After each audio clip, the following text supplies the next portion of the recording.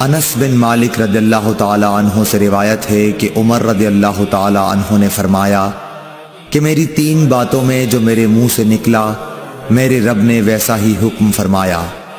میں نے کہا تھا کہ یا رسول اللہ صلی اللہ علیہ وسلم، اگر ہم مقام ابراہیم کو نماز پڑھنے کی جگہ بنا سکتے تو اچھا ہوتا۔ اس پر یہ آیت نازل ہوئی، اور تم مقام ابراہیم کو نماز پڑھنے کی جگہ بنا لو۔ دوسری آیت پردے کے بارے میں ہے۔ میں نے کہا تھا کہ یا رسول اللہ، کاش آپ اپنی عورتوں کو پردے کا حکم دیتے، کیونکہ ان سے اچھے اور برے ہر طرح کے لوگ بات کرتے ہیں۔ اس پر پردے کی آیت نازل ہوئی۔